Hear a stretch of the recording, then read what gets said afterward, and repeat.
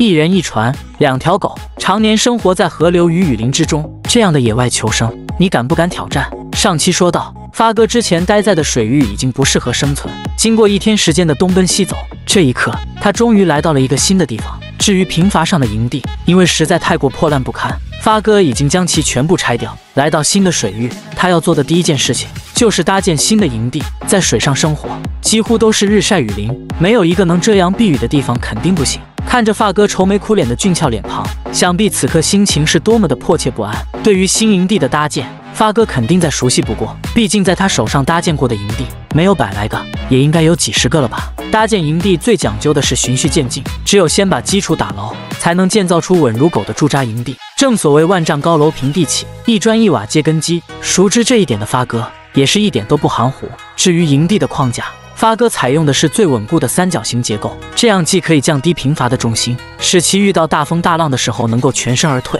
而且还能节省一些建造材料，真可谓是一石二鸟。常年在水上生存，每一种所需的物资都是相当短缺，要不是之前的红色石头换了点材料，打死发哥也不敢用钉子来固定框架，很快就把做好的2个3脚架连接起来。新的营地立马雏形尽现，但是仅仅这样还远远不够，还得把架子和地基拼接起来才行。架子连接着地基，而地基则连接着小船，二者必须融为一体，互为补充。考虑到现在已经是3口之家，发哥还是决定把新家的面积加宽加大，这样就能与大小双黄同床共枕3宿3憩。心动不如行动，发哥随即把定好的营地顶部解绑，没有了支撑点的屋顶瞬间变得摇摇欲坠。想要将2个3角形拓展加宽，怕是纸屁吹灯靠不住。不过好在发哥的荒野技术牛得一塌糊涂，随手拿起一根长木往交叉口一架一钉，整个营地框架稳的一批。而小黄此时也从远远的游了过来，看到小黄这优美的泳姿，如果下辈子为人，想必是一名游泳健将。发哥接完小黄上船之后，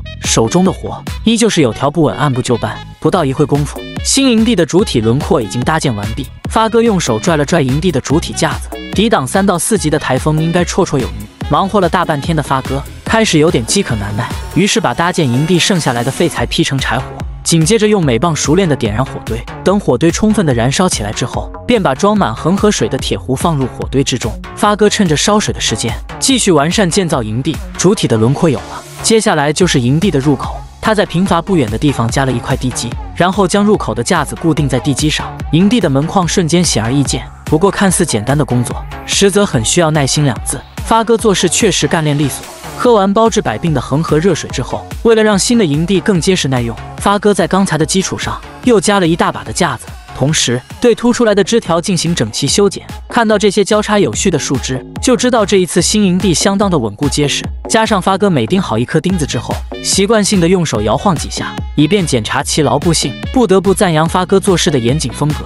在做完营地整体外观的修整之后，营地的墙体建造也是一大工程。发哥这次采用的建造材料是以前没有用过的竹片来充当瓦片，随着一根接一根的竹片被嵌入框架，新营地的面貌也逐渐显露出来。发哥看见有一些竹片嵌入的参差不齐，随手拿起斧头敲实修整一番。时间不知不觉过去了2个小时。此刻发哥正在做营地的收尾工作，看到这个用竹片包裹起来的新营地，不得不感叹发哥的建造功底，那是屁股上挂暖壶，有一定的水平。新营地不仅有大门和窗户，就连给大小黄出去玩耍的狗洞也有一个。这个新房子真是麻雀虽小五官俱全，就让我们360度无死角的观看一下。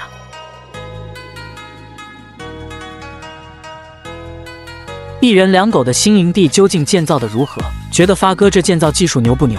欢迎评论区给点指导意见。看到辛苦大半天建造完毕的新营地，发哥也是满脸欣慰的坐在里面自我欣赏一番。从发哥的面目表情来看，他对自己今天的得意之作相当满意。这样能够躺平在美丽而平静的河岸旁，既可以享受日出日落的迷人风景，同时也可以随时随地的变换地点，真是喜在眉梢笑在眼里。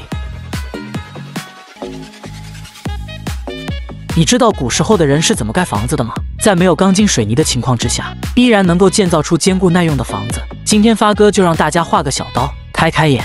上一期说到，他在贫乏上建造了一个竹房，但在水上生存跟陆地不一样，除了经常日晒雨淋之外，还要随时随地变换安营扎寨的地点。这么一来，营地可能坚持不了几天就会出现老化现象。为了使营地更加坚固耐用，发哥决定对新营地进行深度加工。正所谓工欲善其事，必先利其器。自幼聪明伶俐的发哥也是深知这个道理，带着手中的工具，他来到了小船上。前期准备工作已全部就绪，接下来就是找材料盖房子。不过这次的建造材料并不在水面，而是在水底。转眼之间，发哥拿着一根竹子，站在船头，不停地往水底使劲来回抽戳。突然，发哥纵身跳入水中，然后拿出之前的工具，毫不客气地对水底进行死戳烂戳。2分钟不到，发哥从水底捞出一大坨黏糊糊的泥土。这种泥土叫高岭土，是一种以高岭十足粘土矿物为主的粘土和粘土岩，因其颜色呈白色且质地细腻，又称白云土。高岭土具有良好的可塑性和耐火性等理化性质。发哥此次的目标正是这些高岭土。随着他不断地在水底东掏西挖，小船上的高岭土也渐渐多了起来。不到一会功夫，所需的高岭土很快就收集足够。不过此时的发哥并没有着急回去，而是拉着小船来到边上的水葫芦跟前。其实发哥早就注意到这些水草，因为这种水葫芦的身上有一种他最爱吃的食物，就栖息在水葫芦之中。发哥将水葫芦逐一扒开，一只只手指头大小的福寿螺随即被他收入囊中。看见这片鸟不拉屎的河域，什么重金属的工业污染肯定不存在。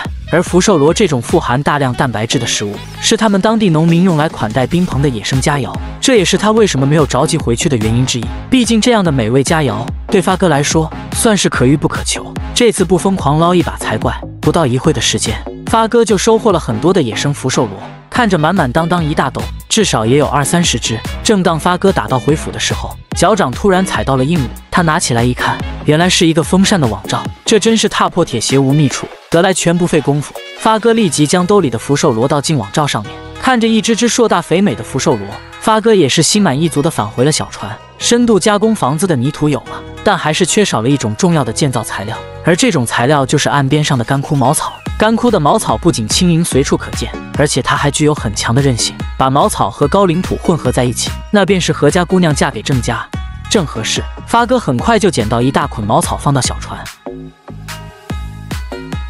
他回到营地之后，并没有第一时间和稀泥，而是用茅草开始洗刷刚才捕获到的野味。在提前准备好午餐食材之后，发哥才开始着手对营地进行升级。在加固墙体之前，还需要炼泥。炼泥可以除去空气及泥土中的杂质，同时也能让泥土更有韧性，不会轻易被太阳晒得七零八落。发哥凭借多年来的荒野经验，判断此时高岭土被炼得也差不多了。他把茅草和锻炼过的泥土混合在一起，紧接着用2只天蚕脚使劲的来回踩踏，使得茅草与泥土形成你中有我，我中有你的水乳交融。这就是古人建造房子的必备材料。发哥把混合后的泥块铺在竹墙上面，为了不让泥块轻易脱落，他使劲的把泥块拍打在一起，同时对着泥块表面用手进行抛光处理。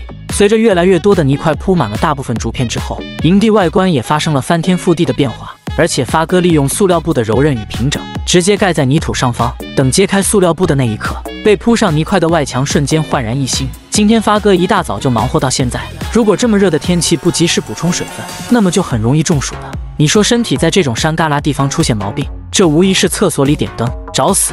发哥喝完水稍作休息之后，继续把未铺上泥块的竹墙进行深度加工。有了之前的经验，发哥这一次的铺设速度明显要比之前快得多。他小心翼翼地给每一面墙体都沾上了泥块，就连门框与窗户狗洞的边缘也不放过。由于今天的太阳实在太过毒辣，最初铺上去的泥块几乎接近干涸硬化。为了不让后面铺上去的泥块脱节脱落，发哥采用最原汁原味的补水方式，直接在竹片上撒上河水，以保持一定的湿润。最后，整个铺设过程耗时3个多小时。这个外形酷似埃及法老头盔的房子尽显眼前，我们再一次以360度的视角观看一遍。大家觉得这次新营地的深度加工建造的怎样呢？欢迎大家评论区潇洒走一回。忙活了半天，也是时候补充点蛋白质了。早已饥肠辘辘的发哥，立马将火堆搬进新房添柴烧火，而已经提前更衣沐浴好的福寿螺，则迎来了短暂一生的镜头。一颗颗硕大肥美的身躯，尽数被排放在通红的网罩之中。不到一会功夫，网罩中的福寿螺不停地冒出泡沫，仿佛在细说彼此一生的林林总总，亦或者在临死之前对刽子手祖先各种友好的问候。不过此时的发哥才懒得理会这些将死之物，一边调制配料与食用时的作案工具，一边则口水直流，跃跃欲试。随着火堆里的火势逐渐熄灭，网罩里的福寿螺也陆续熟透不已，而早已积火烧肠的发哥也开始大快朵颐起来。只不过随着火堆的熄灭，里面的浓烟差点把发哥呛得直喷眼泪。他只好把烤熟的螺肉搬到屋外。看来这套房子的通风设计还得进一步改良。无敌的海景，醉人的食物，加上无忧无虑的生活方式，快乐自由就是这么简单。本期视频到这里就结束了，喜欢我的视频点个赞加关注，下一期我们不见不散。